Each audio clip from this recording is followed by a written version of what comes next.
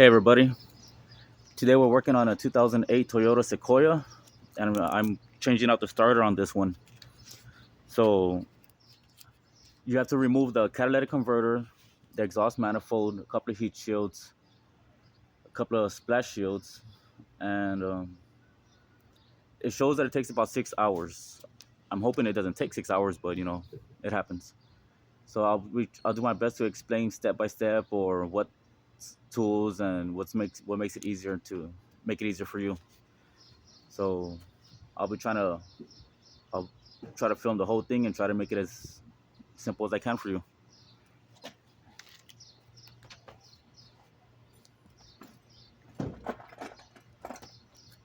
First, let me see. Gotta take off this.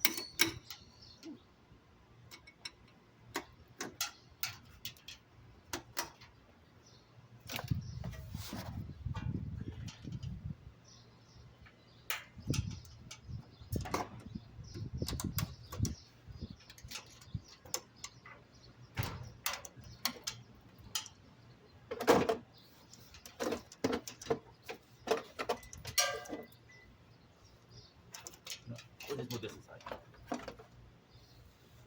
Alrighty. Right now, so what you see right over here is a heat shield for the exhaust manifold. I'm gonna take off those two 10 millimeter bolts right there, and behind it is the starter. And yeah, just step by step. So here we go.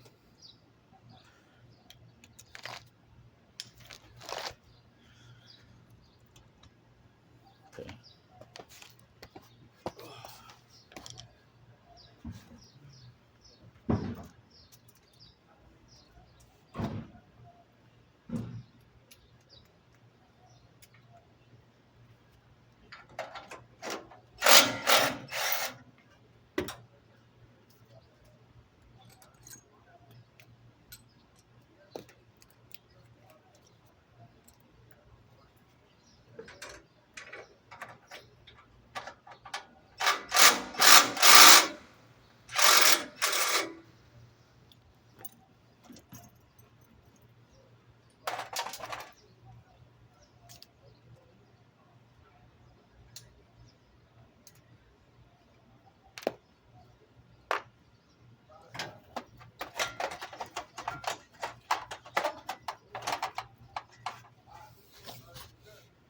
Turns out there's a 10 millimeter bolt back here.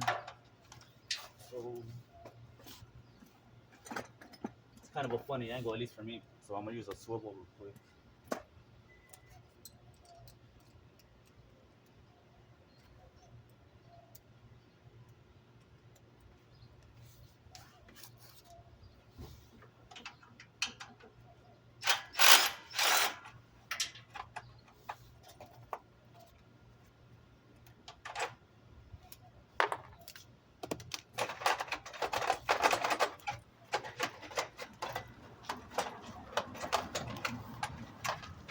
I see.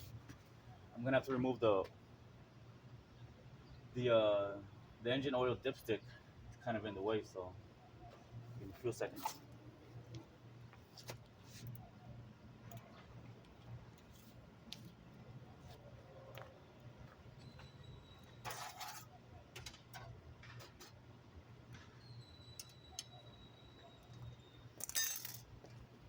And if you're wondering, of course, here's the where is it? Right there's the oil dipstick, and right down here. It's kind of hard to see. This vehicle's kind of high, but right down here, if you follow the bracket, there's a 10 millimeter bolt right in that area, right there. So I'm gonna get that one off. Try to take out the dipstick tube. Make a little bit more space because I think either way it's gonna have to come out.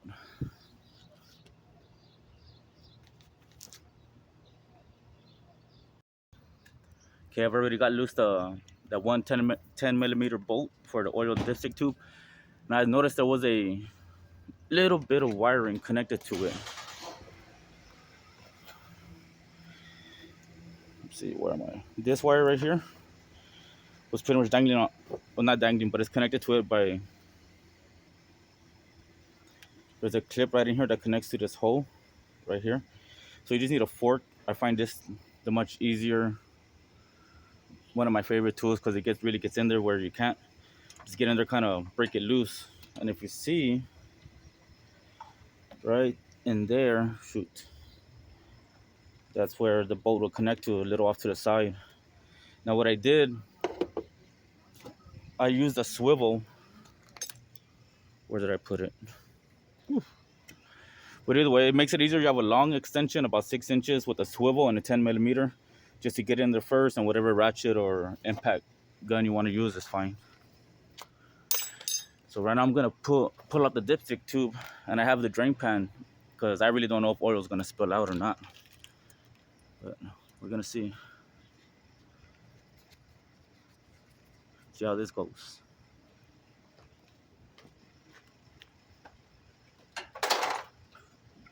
Okay, that wasn't so bad. No oil's coming out. I thought it was actually gonna get stuck in there or something.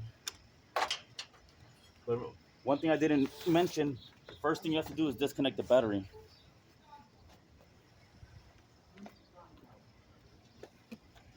I should have shown you this in the beginning, but negative side, 10 millimeter, just set it aside so you don't have to worry about any live voltage, any arcing, anything.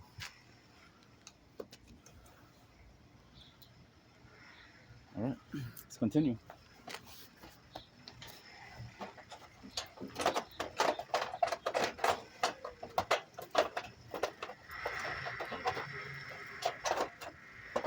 Oh. Somebody's been in here before. Could be wrong.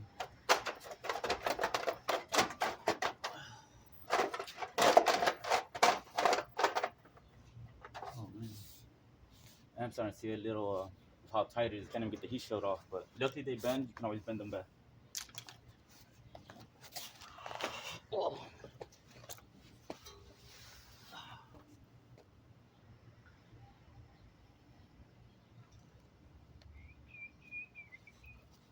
Okay. I think my next step, instead of fighting with all that, I'm gonna remove the catalytic converter.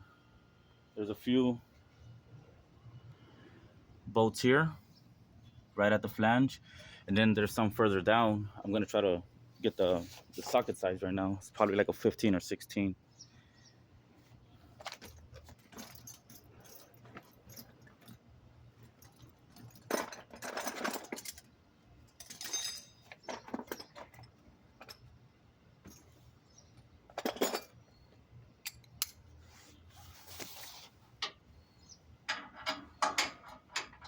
Nope, it's a 14. 14 millimeter.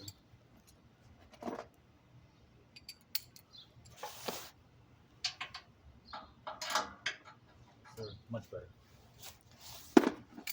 But since I'm gonna use my impact gun, I really don't like to use a 3/8 on my impact gun, so I'm gonna switch over to a 1/2 inch drive.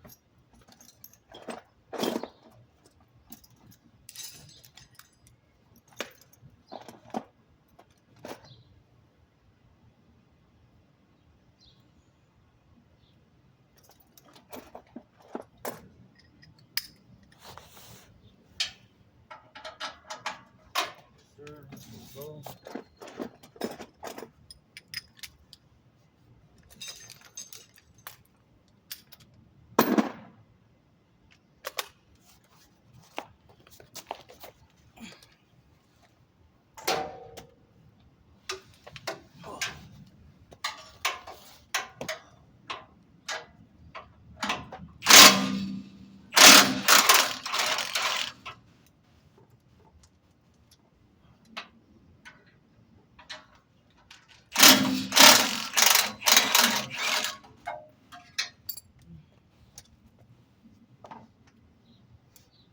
No, you don't want to lose the nuts, so as you're taking them off, collect them.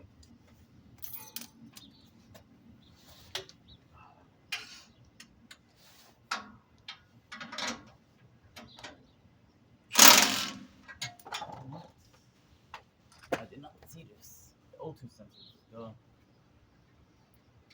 So So there. Where's this connection?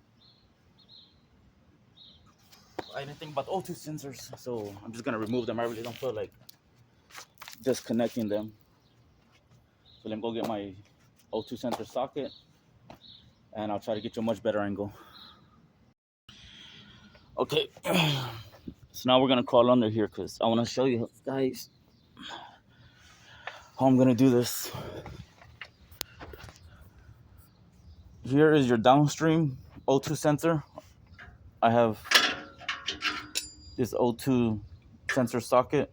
This is the, for some reason, this one always does. It's great for me. I have another one, but I never really use it as much. Dang it.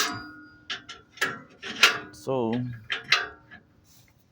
okay, it's on there, and I even use this like 2-foot long extension, 1/2-inch drive. Never lets me down. I mean, sometimes they're tough, but as long as you know you got a good tight grip. See, first you want to break it loose. Don't try to do a full turn or anything. Just break it loose like what you heard, that snap.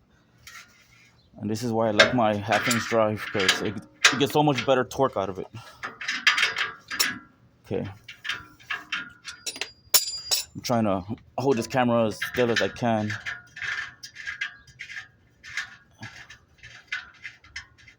It's kind of hard to do it with one hand. Ooh. It doesn't help that my wire is still connected, so it kind of fights against you.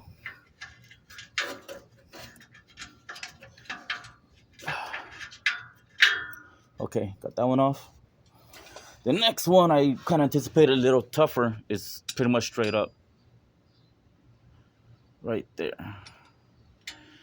Again, with the same socket.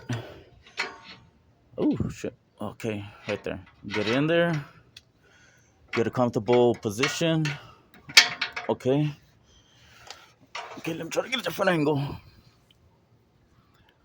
Okay, you got the extension still. And now you just try to break it loose. Or shoot, sorry. Oh, I'm trying to get a good angle for you guys and work at the same time.